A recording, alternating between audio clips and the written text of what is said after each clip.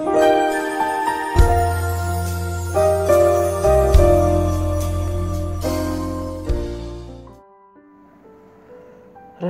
Harian GPDI Palembang, mengikut Tuhan dengan segenap hati. 2 Tawari 34 ayat 29-33. Ayat 33 bagian A, Yosia menjauhkan segala dewa kekejian dari semua daerah orang Israel dan menyuruh semua orang yang ada di Israel beribadah kepada Tuhan Allah mereka. Raja Yosia memerintah di Yerusalem dengan usia yang tergolong masih sangat muda. Alkitab mengatakan Yosia memerintah pada usia yang ke-8, bahkan di usianya yang ke-16 ia mulai mencari Allah. Hari ini kita belajar bagaimana Raja Yosia dapat mengambil keputusan yang tepat, yakni mengikut Tuhan dengan segenap hati. Padahal keadaan sekelilingnya sangat tidak memungkinkan untuk dia dapat mengikut Tuhan. Itu sebabnya untuk dapat mengambil keputusan seperti Raja Yosia mengikut Tuhan dengan segenap hati, ada beberapa hal penting yang harus kita lakukan. Yakni yang pertama, berani berperang melawan iblis. Musuh utama kita adalah iblis. Itu sebabnya firman Tuhan mengatakan peperangan kita bukanlah melawan darah dan daging, melainkan melawan roh-roh jahat di udara. Yang harus kita mengerti saat ini adalah bahwa Allah telah memberikan kepada kita roh-Nya, sehingga roh yang ada di dalam diri kita lebih besar daripada roh yang ada di dalam dunia ini.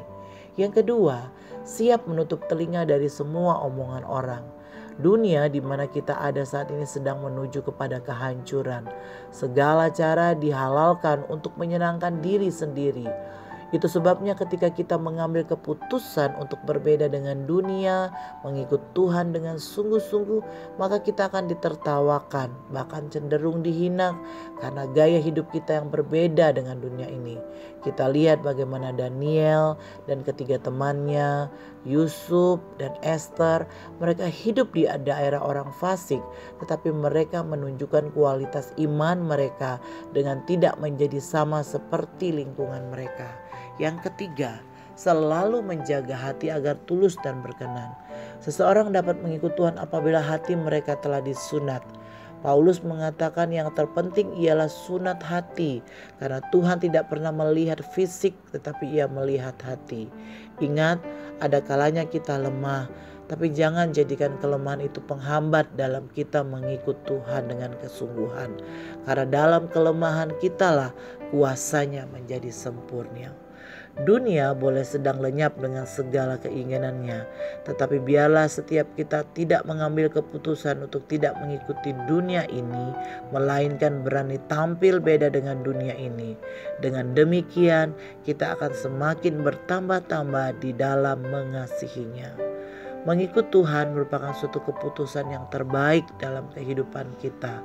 Buatlah keputusan untuk bertambah-tambah dalam mengasihinya dan terus mengikut Tuhan setiap hari. Puji Tuhan, mari kita berdoa.